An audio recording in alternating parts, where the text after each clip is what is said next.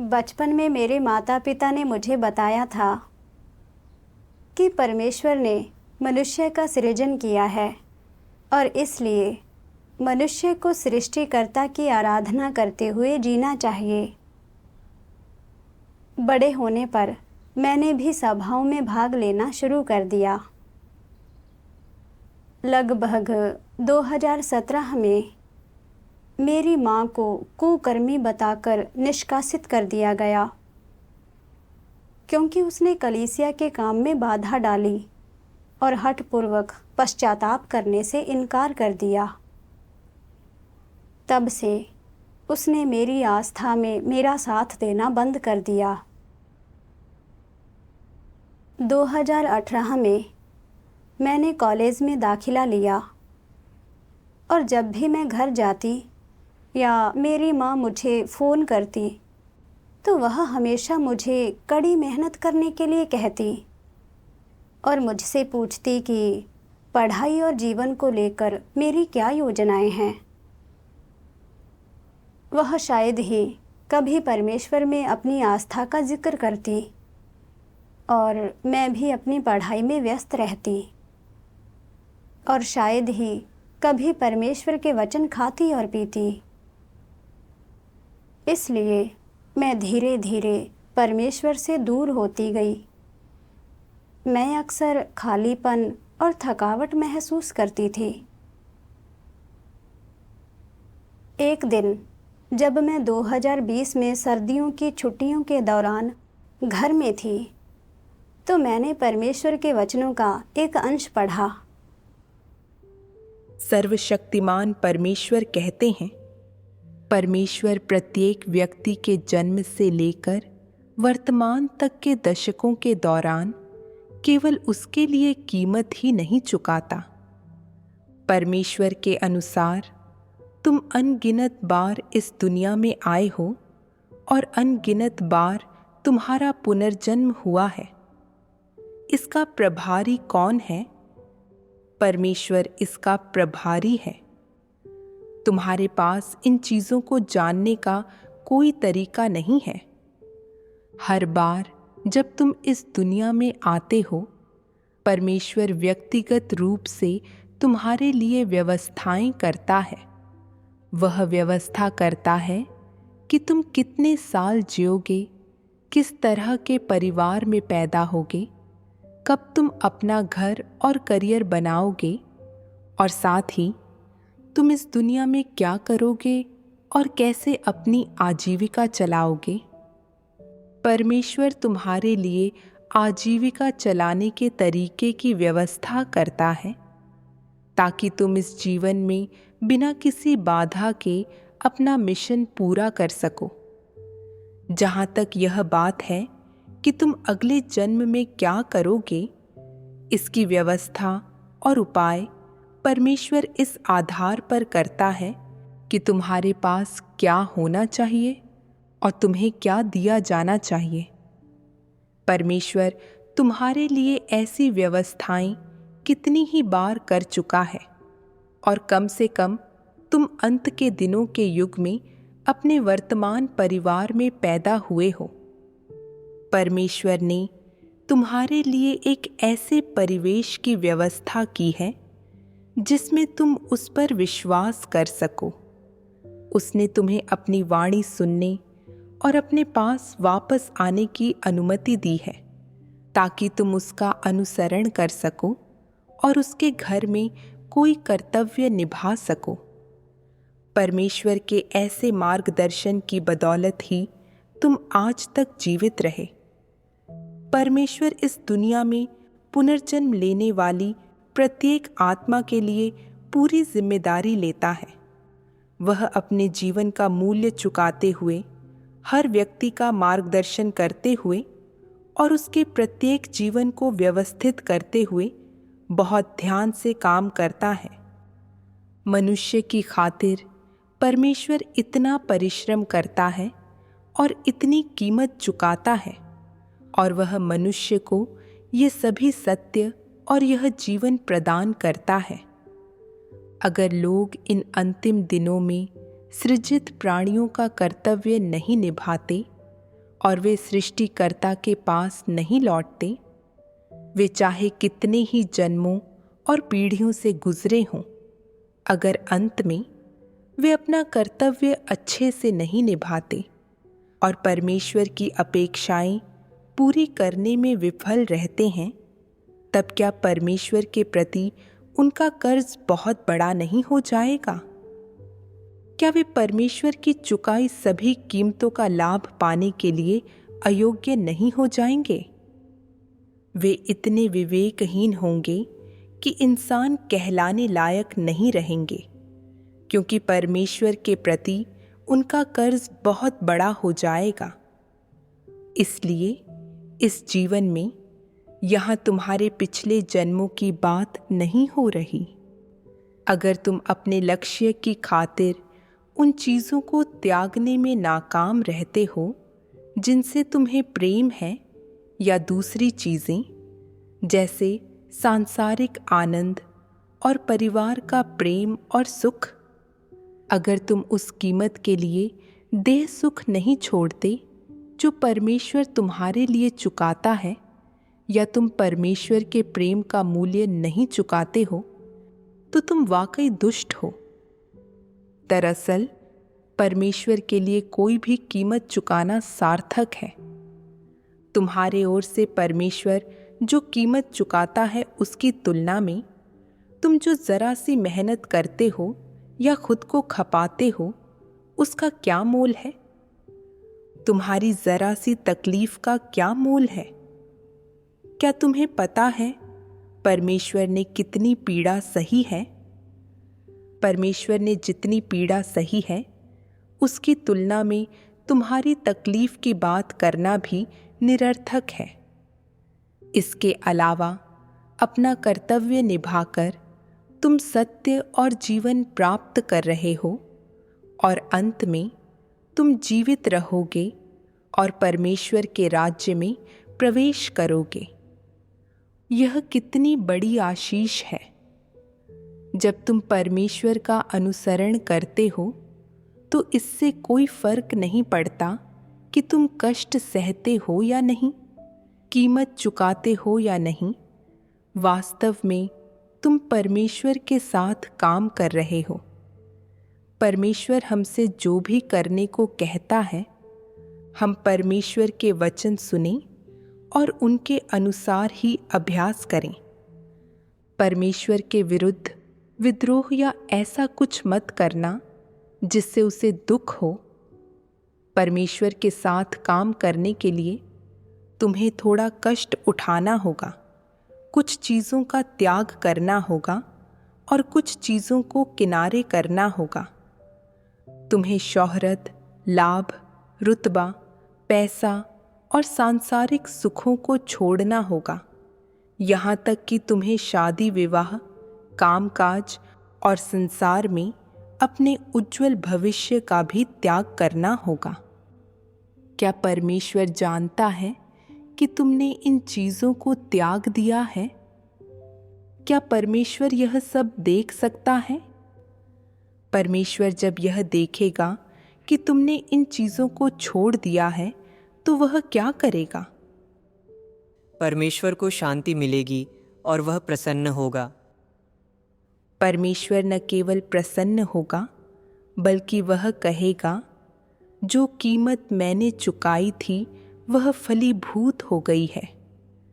लोग मेरे साथ काम करने के इच्छुक हैं, उनके पास यह संकल्प है और मैंने उन्हें हासिल कर लिया है। परमेश्वर खुश और प्रसन्न है या नहीं? वह संतुष्ट है या नहीं? उसे शांति मिली या नहीं? उसका यह रवैया है ही नहीं। वह कार्य भी करता है और वह उन परिणामों को देखना चाहता है जो उसके कार्य को प्राप्त होते हैं, वरना लोगों से उसकी जो अपेक्षाएं हैं वे व्यर्थ चली जाएंगी। परमेश्वर मनुष्य पर जो अनुग्रह, प्रेम और दया दिखाता है, वह केवल दृष्टिकोण भर नहीं है, वे वास्तव में तथ्य भी हैं। वह तथ्य क्या है? वह यह है कि परमेश्वर अपने वचन तुम्हारे अंदर डालता है, तुम्हें प्रबुद्ध करता है, ताकि तुम देख सको कि उसमें क्या मनोहर है और यह दुनिया क्या है, ताकि तुम्हारा हृदय रोशनी से भर जाए, तुम उसके वचन और सत्य समझ सको। इस तरह अनजाने ही तुम सत्य प्राप्त कर लेते हो। परमेश्वर बहुत वास्तविक तरीके से तुम पर बहुत सारा काम करके तुम्हें सत्य प्राप्त करने में सक्षम बनाता है।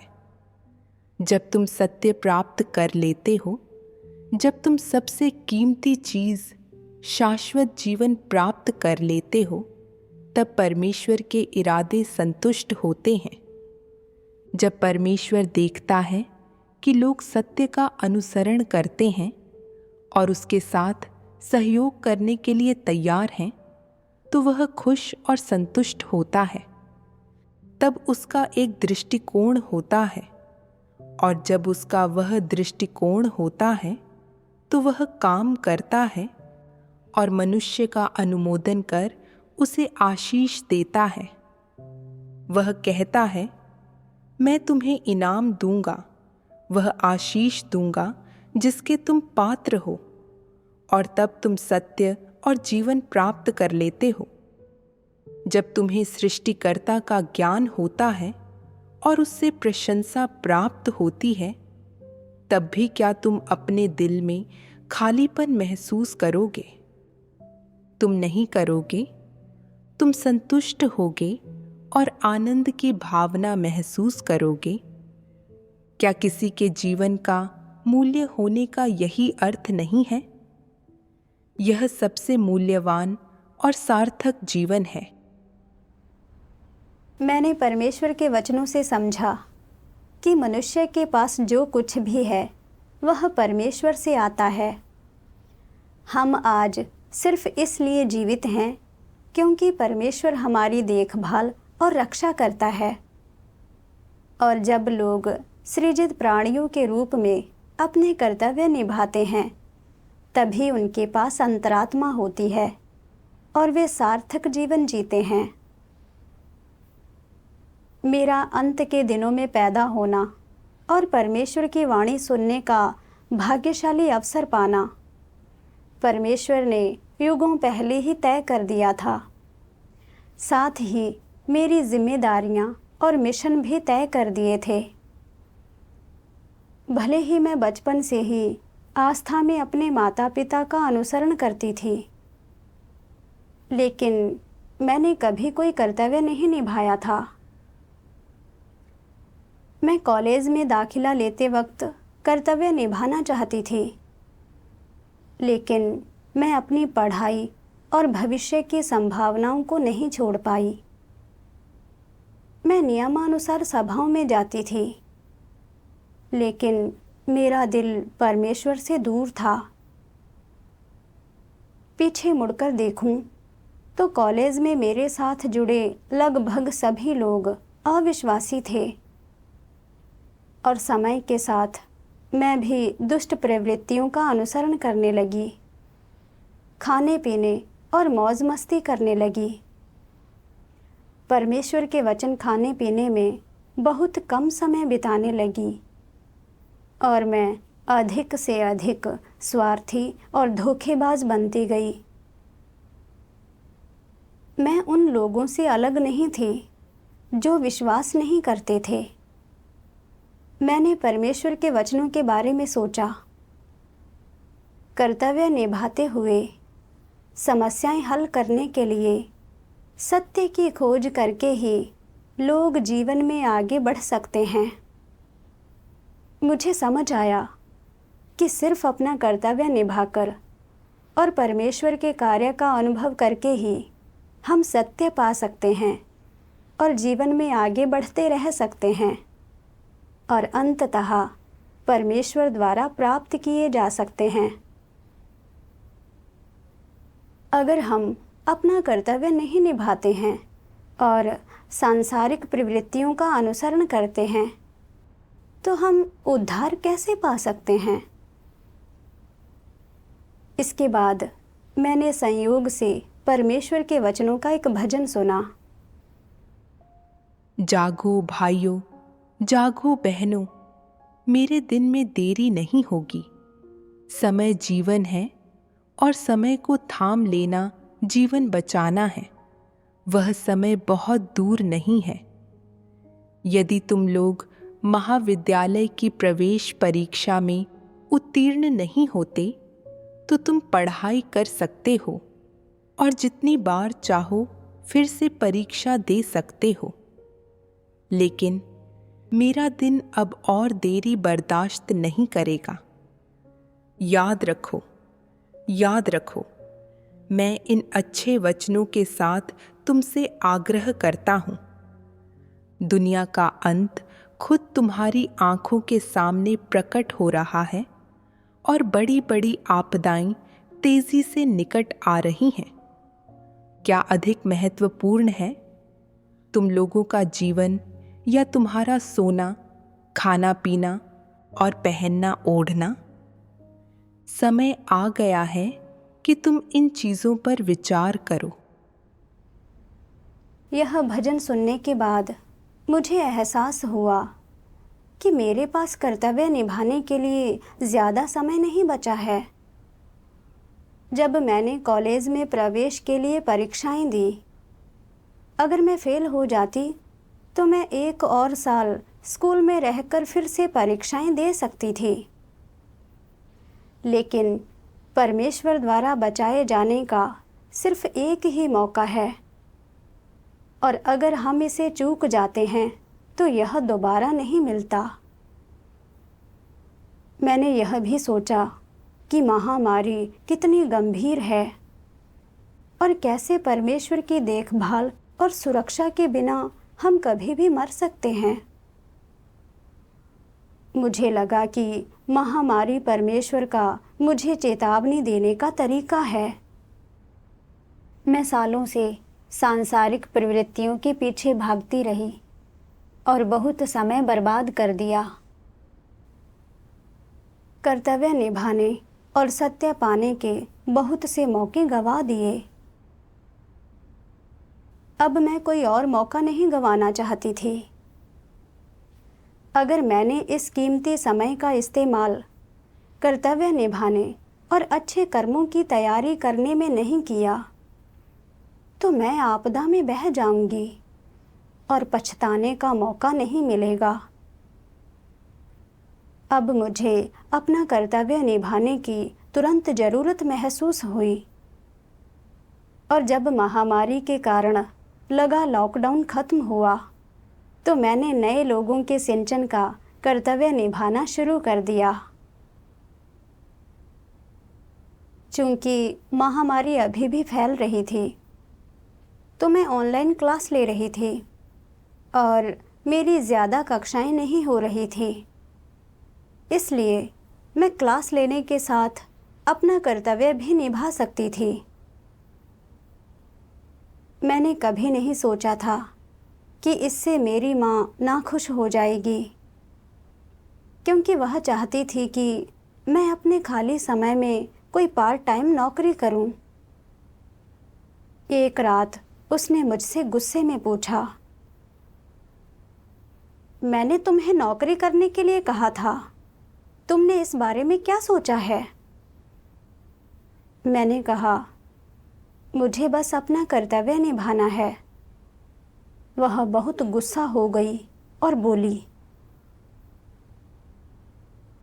मैं तुमसे अपना कर्तव्य निर्वहन बंद करने के लिए नहीं कह रही हूँ। तुम इसके साथ काम भी कर सकती हो। तुम्हें अपनी आस्था इतनी गंभीरता से नहीं लेनी चाहिए। मेरे जैसी मत बनो। मैंने सब कुछ छोड़ दिया और आखिर में मुझे निकाल दिया गया। मैंने मन में सोचा, क्या परमेश्वर पर आस्था रखते हुए दुनियादारी निभाना 2 नावों की सवारी करने जैसा नहीं है? यह परमेश्वर में ईमानदार आस्था नहीं होगी। साथ ही तुम्हारा अपनी नौकरी और परिवार छोड़ना और तुम्हें निकाला जाना दोनों अलग अलग बातें हैं। तुम्हें इसलिए निकाला गया क्योंकि तुमने हर तरह की बुराई की और पश्चाताप करने से इनकार कर दिया। इसलिए मैंने अपनी माँ से कहा, मैं अभी पढ़ाई कर रही हूँ, अगर साथ में नौकरी भी करूँगी तो मुझे अपना कर्तव्य निभाने का समय कैसे मिलेगा? मैं नौकरी नहीं करूँगी। मेरी माँ ने मुझे डांटते हुए कहा, लगता है तुम मेरी कोई भी बात नहीं मानोगी। तुम्हें नहीं लगता कि मैं सिर्फ तुम्हारा भला ही चाहती हूँ? मैंने कहा, मैं किसी भी और चीज़ पर तुम्हारी बात सुनूंगी, पर इस मामले में नहीं। वह इतनी नाराज़ हो गई कि उसने मेरा लैपटॉप उठाकर पटक दिया। मुझे लगा कि मेरे साथ गलत हुआ है और मुझे समझ नहीं आया कि उसे इतना गुस्सा क्यों आया। उसके बाद जब भी मुझे किसी सभा में जाना होता या कर्तव्य निभाना होता तो वह मुझे कुछ काम दे देती। कभी कभी मैं घर से जल्दी बाहर निकलती और वह मुझ पर गुस्सा हो जाती और मुझे डांटती। एक दिन उसने मुझसे पूछा, भविष्य के बारे में तुमने क्या सोचा है?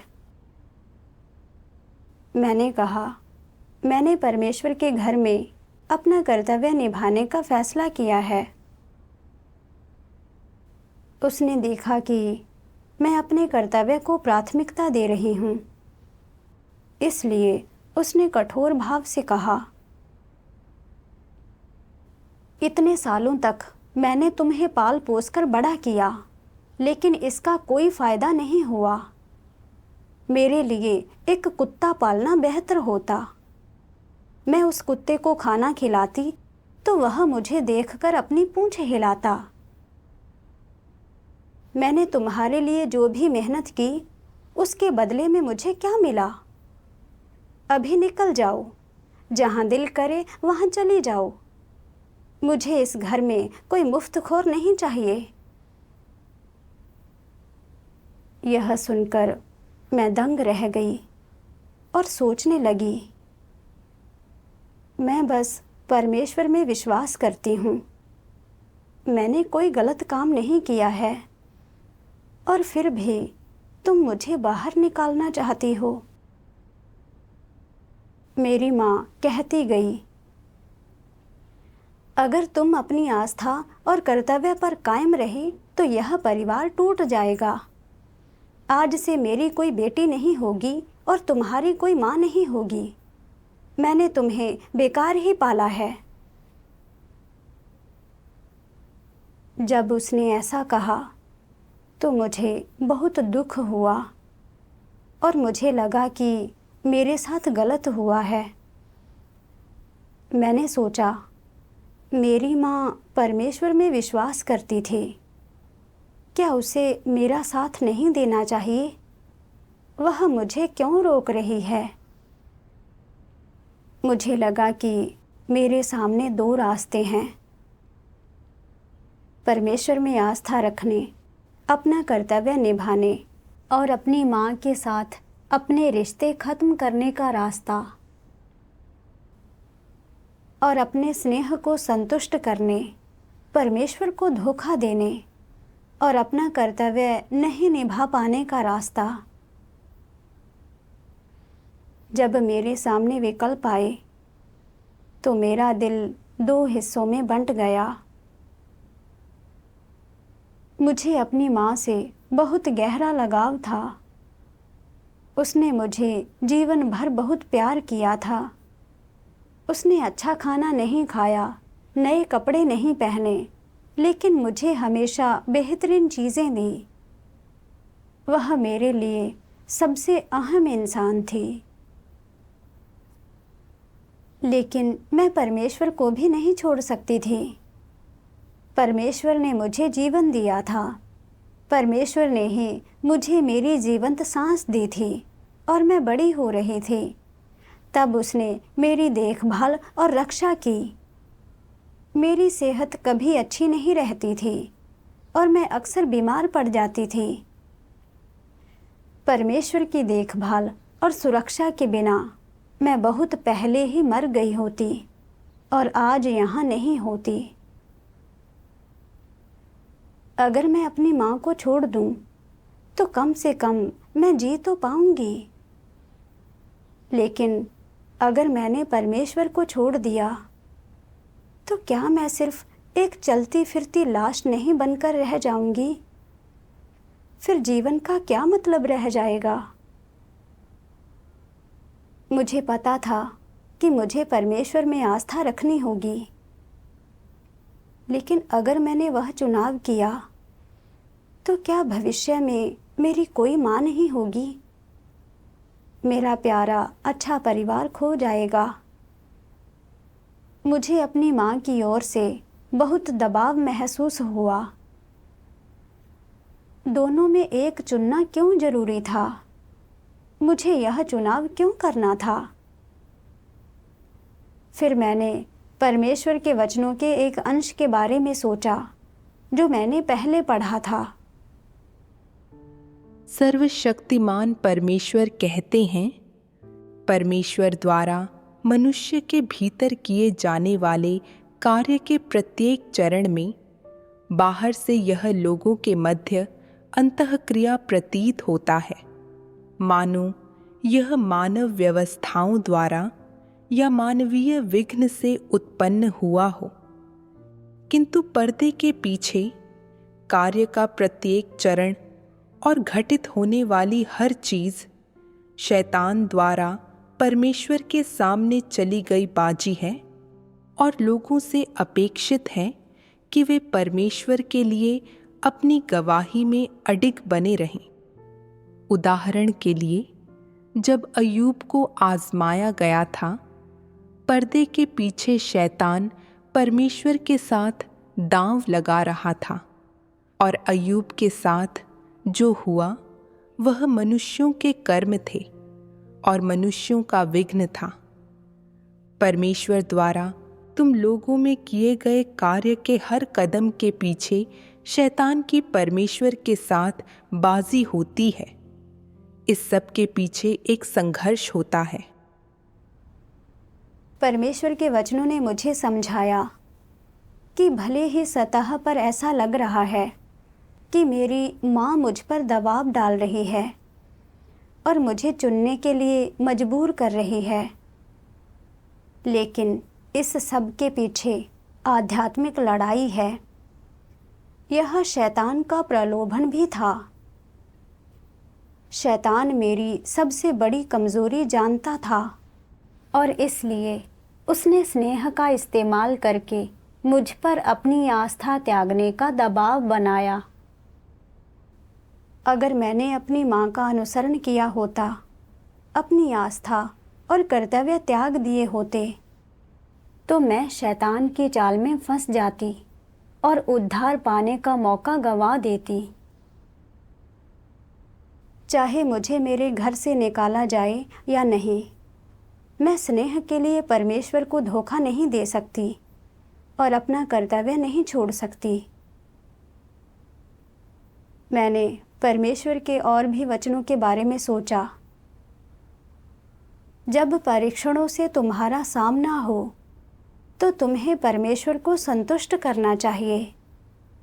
भले ही तुम फूट फूट कर रो या अपनी किसी प्यारी चीज़ से अलग होने के लिए अनिच्छुक महसूस करो, केवल यही सच्चा प्यार और विश्वास है। मेरे दिल को ताकत मिल गई। भविष्य में चाहे मुझे कुछ भी झेलना पड़े, मैं आगे बढ़ने के लिए परमेश्वर पर भरोसा करूंगी।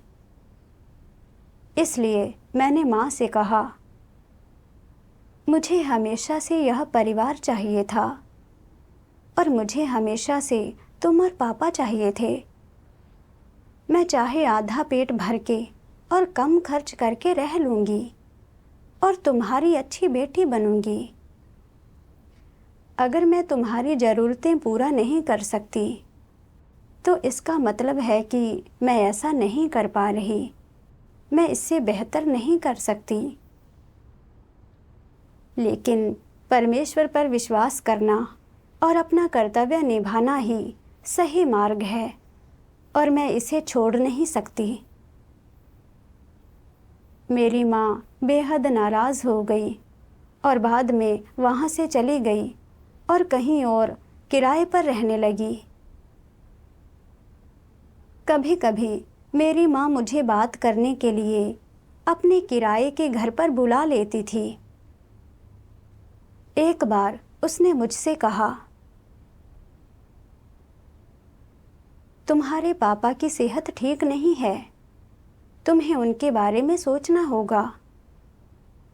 अगर किसी दिन वह बीमार पड़ गए तो तुम क्या करोगी? मैंने कभी नहीं कहा कि तुम परमेश्वर में विश्वास नहीं कर सकती। फलां लोग परमेश्वर में विश्वास करते हैं और वे नौकरी भी करते हैं, है ना? तुम्हें आस्था को इतनी गंभीरता से नहीं लेना चाहिए। तुम्हें नौकरी करने के लिए कहकर मैं तुम्हारे भविष्य के बारे में ही सोच रही हूँ ना। मैं बहुत परेशान थी। मेरे पापा की सेहत पिछले कुछ सालों से बहुत अच्छी नहीं थी।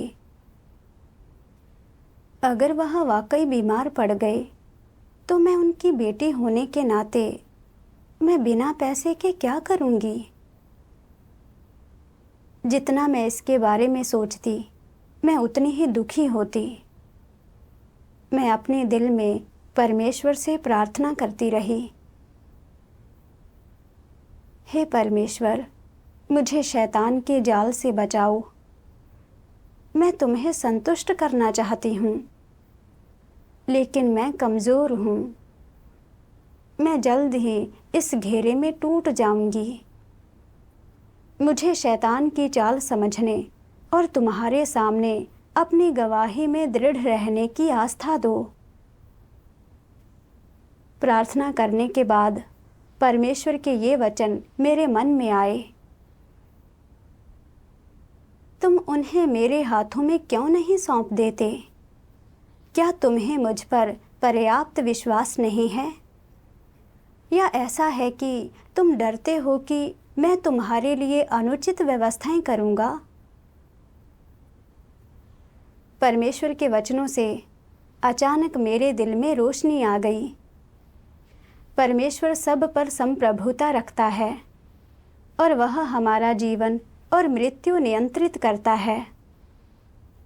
निश्चित रूप से इससे भी ज़्यादा वह इस बात पर संप्रभुता रखता है कि कोई बीमार होगा या नहीं, भविष्य में मेरे पापा बीमार होंगे या नहीं, या उनकी सेहत कैसी रहेगी। यह ऐसी चीज़ें नहीं थी जिन्हें मैं नियंत्रित कर सकती थी।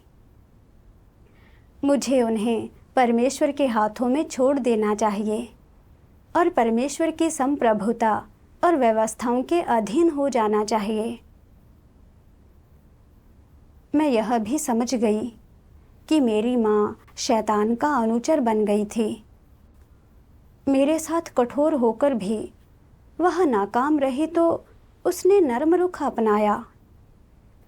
मुझे परमेश्वर को धोखा देने के लिए, लुभाने और फुसलाने के लिए हर संभव तरीका अपनाया। इसलिए मैंने माँ से कहा,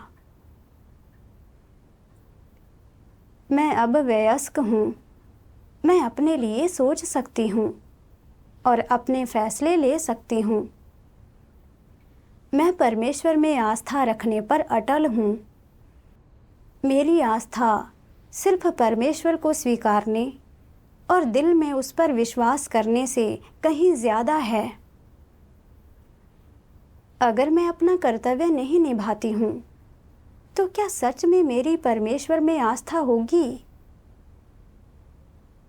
मुझे इस बात की परवाह नहीं है कि तुमने जिन लोगों का जिक्र किया है वे परमेश्वर में कैसे विश्वास करते हैं। अगर उनका पतन हो रहा है तो क्या मुझे भी उनका अनुसरण करना चाहिए? ऐसा नहीं है कि मेरे पास अंतरात्मा नहीं है। मेरे पास अंतरात्मा है, तभी मैं जानती हूँ कि मुझे क्या करना है और क्या नहीं। मेरी माँ यह सुनकर चुप हो गई।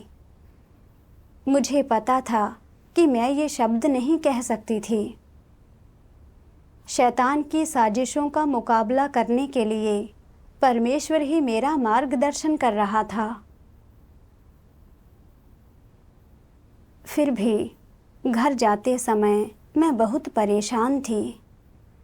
मेरी माँ मुझसे बार बार बात करती रही और मुझे समझ नहीं आया कि वह हमेशा मेरे साथ ऐसा क्यों करती है, या वह हमेशा क्यों चाहती है कि मैं या तो अपनी आस्था चुनूं या तो उसे और पापा को।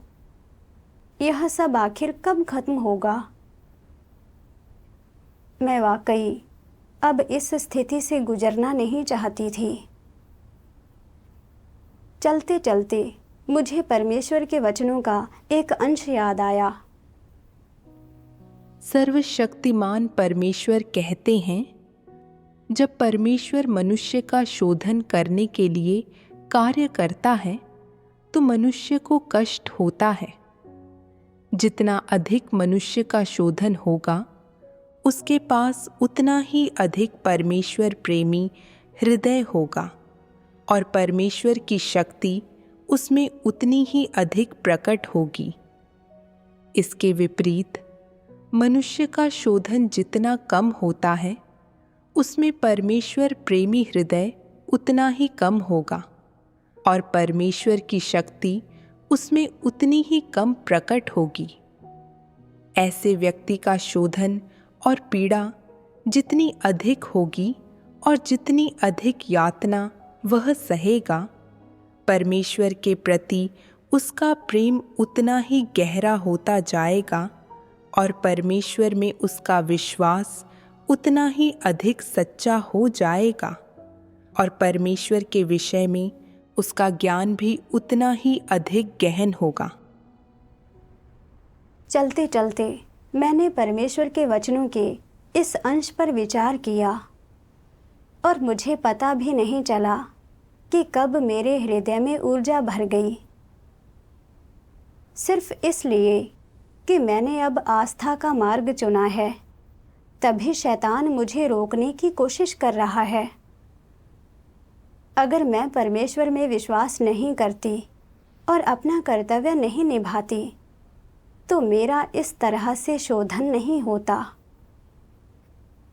मैंने उन कई भाई बहनों के बारे में सोचा जो परमेश्वर पर विश्वास करने के कारण उत्पीड़न सह रहे थे और अपने परिवारों से बाधाएं झेल रहे थे, लेकिन उन्होंने कभी अपनी आस्था या कर्तव्य नहीं छोड़ा। इसके बजाय उन्होंने परमेश्वर से प्रार्थना की और अपनी गवाही में दृढ़ रहने के लिए उस पर भरोसा किया। मैंने अब परमेश्वर का अनुसरण करना और सृजित प्राणी का कर्तव्य निभाना चुना था। शैतान मुझे इतनी आसानी से जाने नहीं दे सकता था, इसलिए वह मेरी माँ के जरिए मुझे लगातार सताते हुए परमेश्वर से दूर करने की कोशिश कर रहा था। परमेश्वर इस उत्पीड़न का उपयोग अपने प्रति मेरी आस्था को पूर्ण बनाने के लिए भी कर रहा था, ताकि मैं अपनी गवाही में दृढ़ रहने के लिए उस पर भरोसा करना सीखूं। एक बार जब मुझे यह बात समझ आ गई तो मैं बहुत भावुक हो गई। जब मैं नकारात्मक थी तो परमेश्वर ने मुझे नहीं छोड़ा था, बल्कि उसने अपने वचनों का उपयोग करके मेरा मार्गदर्शन किया था, जिससे मैं दृढ़ रह पाई और शैतान के बहकावे में नहीं आई। मुझे लगा कि परमेश्वर मेरे साथ है, हाथ पकड़कर मुझे आगे ले जा रहा है। मुझे बहुत स्थिरता और सहारा मिला और मेरे पास इस स्थिति से बाहर निकलने के लिए आस्था थी। 1.5 महीने के बाद मेरी माँ घर वापस आ गई। एक सुबह मेरी माँ मेरे कमरे में आई और पूछने लगी कि मैंने नौकरी के बारे में क्या सोचा है। मैंने कहा, मैंने अपना विचार नहीं बदला है। मैंने परमेश्वर के घर में अपना कर्तव्य निभाने का चुनाव किया है। उन्होंने मुझे कृतघ्न दुष्ट कहा और गुस्से में मुझे मारने लगी। मुझे ठीक से याद नहीं है कि उसने मुझे कितने थप्पड़ मारे। उसने मुझे गर्दन से पकड़ लिया और मेरा सिर दीवार पर पटक दिया। जब मेरी सांस रुकने वाली थी तब जाकर वह रुकी। मैं सच में समझ नहीं पाई कि वह मेरे साथ ऐसा क्यों कर रही है। क्या मैं सिर्फ परमेश्वर पर विश्वास करके अपना कर्तव्य नहीं निभा रही थी? मैं कुछ भी बुरा नहीं कर रही थी। जब वह मुझे मार रही थी तो मैंने सोचा कि भाई बहनों को बड़े लाल अजगर द्वारा क्रूरतापूर्वक प्रताड़ित किया जा रहा है। बड़ा लाल अजगर शैतानों का राजा है और वह भाई बहनों को बहुत कष्ट देता है। लेकिन यह मेरी माँ थी। वह मेरे लिए सबसे करीबी इंसान थी और उसने मुझे इतनी जोर से मारा। मुझे शारीरिक दर्द महसूस नहीं हुआ। इससे मेरा दिल टूट गया। जल्द ही 2021 का वसंत आ गया। एक दिन मैं अपना कर्तव्य निभाकर घर आई ही थी और मेरी माँ कुछ छोटी छोटी बातों पर जानबूझकर मुझसे झगड़ा करने लगी। वह मुझे फिर से मारने के लिए उठी और चिल्लाई, मैंने इतने सालों तक तुम्हें पाला और इससे कुछ भी भला नहीं हुआ। ऐसे ही रहना है तो निकल जाओ, बाहर निकलो। मैं मान लूँगी कि तुम मेरी बेटी नहीं हो। मैंने तुम्हें पैदा नहीं किया है। मैंने सोचा, अब मैं घर छोड़कर ही अपना कर्तव्य निभा सकती हूँ। लेकिन सच कहूँ तो मैं अपने माता पिता को भी नहीं छोड़ना चाहती थी। घर से बाहर निकलने का मतलब अकेले रहना होता। मैं जरा भी साहसी नहीं थी। जब मैंने सोचा कि मैं ऐसा बच्चा बन जाऊंगी जिसका कोई परिवार नहीं है, तो मुझे बहुत दुख हुआ। अगर मुझे अपनी आस्था छोड़ने के लिए मजबूर किया जाता तो मैं अपना घर बचा सकती थी। लेकिन मैंने परमेश्वर के इतने अनुग्रह का आनंद लिया है और परमेश्वर के इतने सारे वचन खाए और पिए हैं। अगर मैं अपना कर्तव्य नहीं निभा पाई तो मेरी अंतरात्मा कहाँ होगी? उसी पल मैं बहुत उदास हो गई, मानो किसी ने चाकू से मेरा दिल चीर दिया हो। इतने अधिक दर्द के बीच मैंने मरने के बारे में सोचा। मैंने सोचा कि अगर मैं मर जाऊं तो मुझे इतना दर्द नहीं सहना पड़ेगा। जब मुझे सबसे ज़्यादा दर्द हुआ तो मैंने परमेश्वर के वचन पढ़े। सर्वशक्तिमान परमेश्वर कहते हैं, आज अधिकतर लोगों के पास यह ज्ञान नहीं है। वे मानते हैं कि कष्टों का कोई मूल्य नहीं है। कष्ट उठाने वाले संसार द्वारा त्याग दिए जाते हैं। उनका पारिवारिक जीवन अशांत रहता है। वे परमेश्वर के प्रिय नहीं होते और उनकी संभावनाएं धूमिल होती हैं। कुछ लोगों के कष्ट चरम तक पहुंच जाते हैं और उनके विचार मृत्यु की ओर मुड़ जाते हैं। यह परमेश्वर के लिए सच्चा प्रेम नहीं है। ऐसे लोग कायर होते हैं, उनमें धीरज नहीं होता, वे कमज़ोर और शक्तिहीन होते हैं। परमेश्वर उत्सुक है कि मनुष्य उससे प्रेम करे, परंतु मनुष्य जितना अधिक उससे प्रेम करता है, उसके कष्ट उतने अधिक बढ़ते हैं, और जितना अधिक मनुष्य उससे प्रेम करता है, उसके परीक्षण उतने अधिक बढ़ते हैं। यदि तुम उससे प्रेम करते हो तो तुम्हें हर प्रकार के कष्ट झेलने पड़ेंगे, और यदि तुम उससे प्रेम नहीं करते तब शायद सब कुछ तुम्हारे लिए सुचारू रूप से चलता रहेगा और तुम्हारे चारों ओर सब कुछ शांतिपूर्ण होगा। जब तुम परमेश्वर से प्रेम करते हो तो तुम महसूस करोगे कि तुम्हारे चारों ओर बहुत कुछ दुर्गम है, और चूंकि तुम्हारा आध्यात्मिक कद बहुत छोटा है, इसलिए तुम्हारा शोधन किया जाएगा। इसके अलावा तुम परमेश्वर को संतुष्ट करने में असमर्थ रहोगे और हमेशा महसूस करोगे कि परमेश्वर के इरादे बहुत बड़े हैं और वे मनुष्य की पहुंच से बाहर हैं। इस सब की वजह से तुम्हारा शोधन किया जाएगा, क्योंकि तुम में बहुत निर्बलता है और बहुत कुछ ऐसा है जो परमेश्वर के इरादे पूरे करने में असमर्थ है। इसलिए तुम्हारा भीतर से शोधन किया जाएगा। फिर भी तुम लोगों को यह स्पष्ट देखना चाहिए कि शुद्धिकरण केवल शोधन के द्वारा ही प्राप्त किया जाता है। इस प्रकार इन अंत के दिनों में तुम लोगों को परमेश्वर की गवाही देनी चाहिए। चाहे तुम्हारे कष्ट कितने भी बड़े क्यों न हों, तुम्हें बिल्कुल अंत तक चलना चाहिए। यहाँ तक कि अपनी अंतिम सांस पर भी तुम्हें परमेश्वर के प्रति निष्ठावान और उसके आयोजनों के प्रति समर्पित होना चाहिए। केवल यही वास्तव में परमेश्वर से प्रेम करना है, और केवल यही सशक्त और जोरदार गवाही है।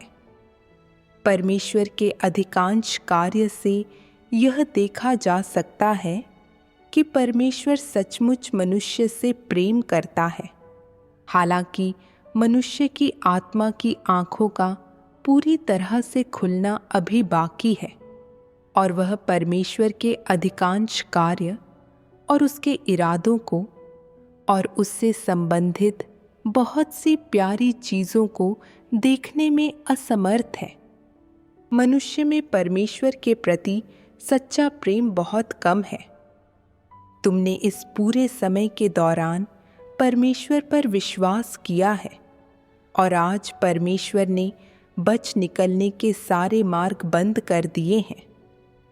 सच कहूँ तो तुम्हारे पास सही मार्ग अपनाने के अतिरिक्त कोई विकल्प नहीं है। वह सही मार्ग जिस पर तुम्हें परमेश्वर द्वारा अपने कठोर न्याय और सर्वोच्च उद्धार द्वारा लाया गया है। कठिनाई और शोधन का अनुभव करने के बाद ही मनुष्य जान पाता है कि परमेश्वर प्यारा है। आज तक इसका अनुभव करने के बाद कहा जा सकता है कि मनुष्य परमेश्वर की मनोहरता का एक अंश जान गया है, परंतु यह अभी भी अपर्याप्त है, क्योंकि मनुष्य में बहुत सारी कमियां हैं। मनुष्य को परमेश्वर के अद्भुत कार्यों का और परमेश्वर द्वारा व्यवस्थित कष्टों के शोधन का और अधिक अनुभव करना चाहिए। तभी मनुष्य का जीवन स्वभाव बदल सकता है। इसे पढ़ने के बाद मुझे बहुत अपराध बोध हुआ।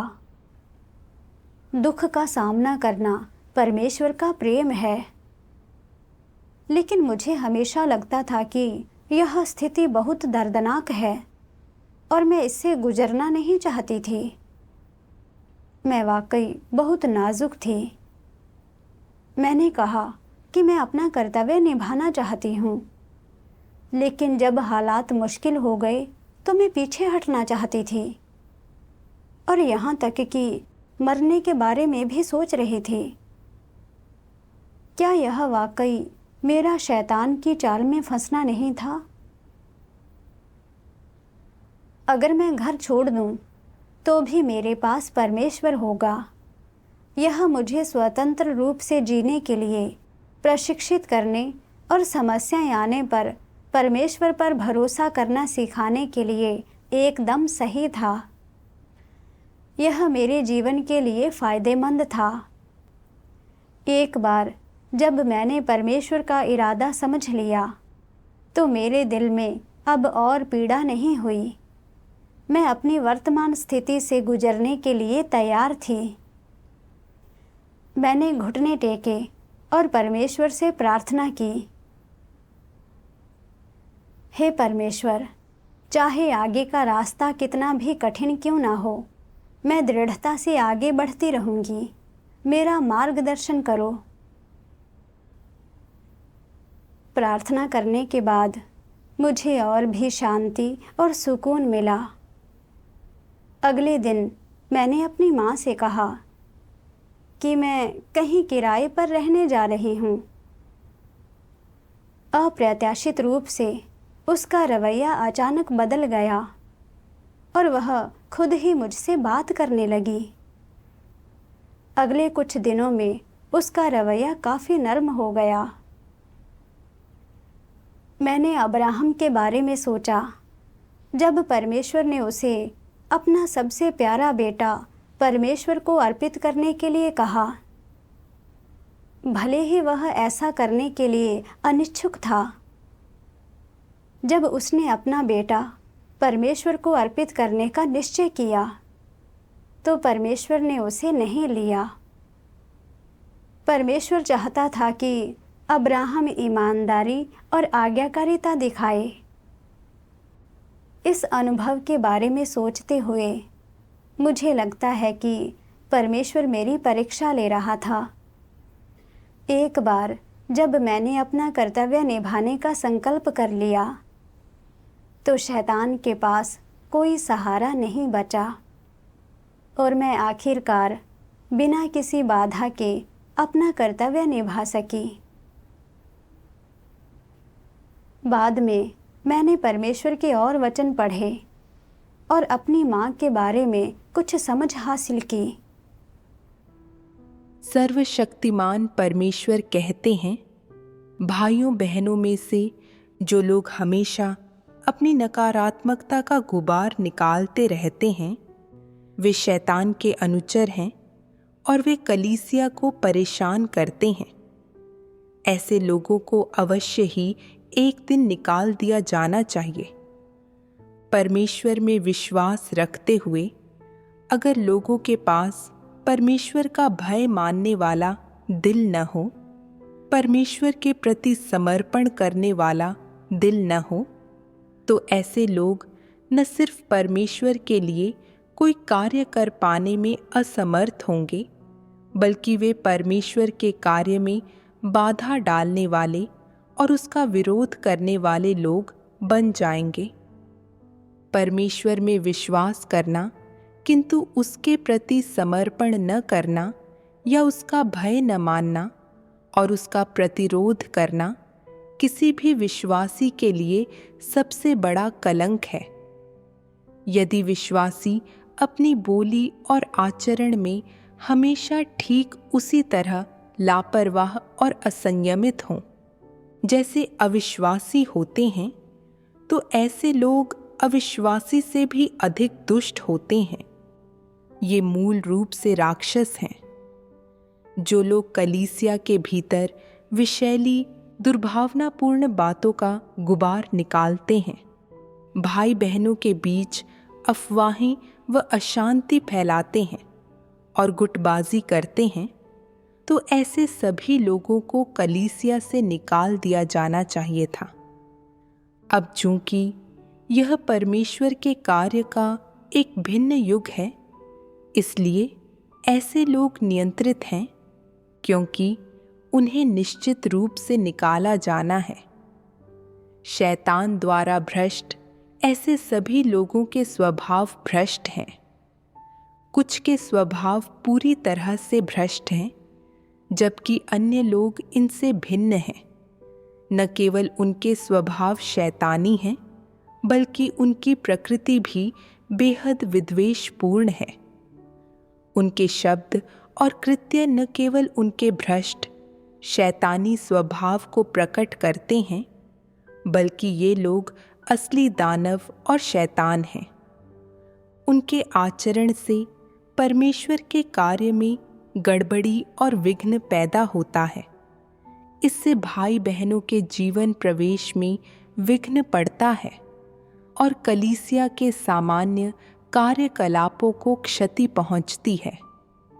आज नहीं तो कल भेड़ की खाल में छिपे इन भेड़ियों का सफाया किया जाना चाहिए और शैतान के इन अनुचरों के प्रति एक सख्त और अस्वीकृति का रवैया अपनाया जाना चाहिए। केवल ऐसा करना ही परमेश्वर के पक्ष में खड़ा होना है, और जो ऐसा करने में विफल हैं, वे शैतान के साथ कीचड़ में लौट रहे हैं। जो लोग सच्चे मन से परमेश्वर में विश्वास करते हैं, परमेश्वर उनके हृदय में बसता है और उनके भीतर हमेशा परमेश्वर का भय मानने और उसे प्रेम करने वाला हृदय होता है। जो लोग परमेश्वर में विश्वास करते हैं, उन्हें सावधानी और समझदारी से कार्य करना चाहिए, और वे जो कुछ भी करें वह परमेश्वर की अपेक्षा के अनुरूप होना चाहिए। उसके हृदय को संतुष्ट करने में सक्षम होना चाहिए। उन्हें मनमाने ढंग से कुछ भी करते हुए दुराग्रही नहीं होना चाहिए। ऐसा करना संतों की शिष्टता के अनुकूल नहीं होता। छल प्रपंच में लिप्त, चारों तरफ अपनी अकड़ में चलते हुए, सभी जगह परमेश्वर का ध्वज लहराते हुए लोग उन्मत्त होकर हिंसा पर उतारू न हों। यह बहुत ही विद्रोही प्रकार का आचरण है। परिवारों के अपने नियम होते हैं और राष्ट्रों के अपने कानून। क्या परमेश्वर के घर में यह बात और भी अधिक लागू नहीं होती? क्या इसके मानक और भी अधिक सख्त नहीं हैं? क्या इसके पास प्रशासनिक आदेश और भी ज्यादा नहीं हैं? लोग जो चाहें वह करने के लिए स्वतंत्र हैं, परंतु परमेश्वर के प्रशासनिक आदेशों को इच्छानुसार नहीं बदला जा सकता। परमेश्वर आखिर परमेश्वर है, जो मानव के अपराध को सहन नहीं करता। वह परमेश्वर है जो लोगों को मौत की सजा देता है। क्या लोग यह सब पहले से ही नहीं जानते? मैंने देखा कि परमेश्वर जो उजागर कर रहा था वह दरअसल मेरी माँ का व्यवहार था। मुझे पहले कभी अपनी माँ के बारे में कोई समझ नहीं थी, पर मुझे लगता था कि मेरी आस्था और कर्तव्य निर्वहन में वह मुझे समझ सकेगी और मेरा साथ देगी। सिर्फ उसके अवरोधों और उत्पीड़न से ही मैंने उसके बुरे होने का सार देखना शुरू किया। सब कुछ समझते हुए भी उसने मुझे सताया और मेरी आस्था में बाधा डाली।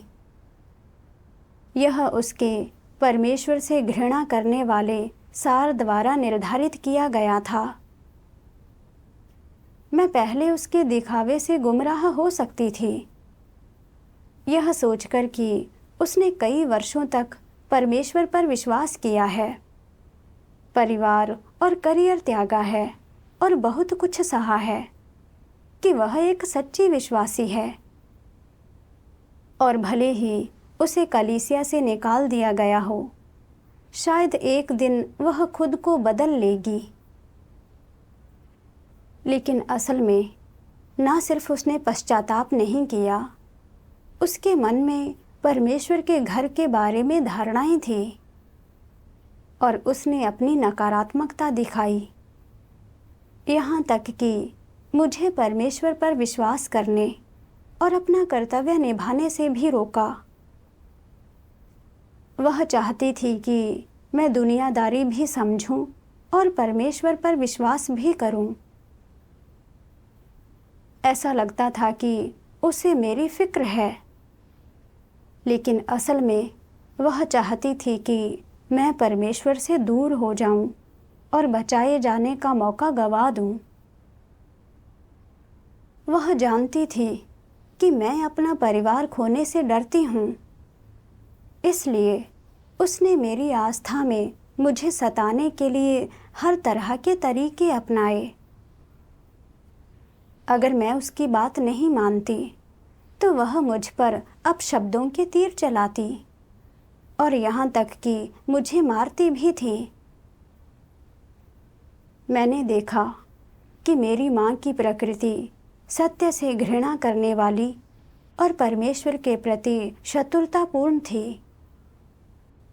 मैंने यह भी देखा कि पारस्परिक संबंध हितों पर आधारित थे।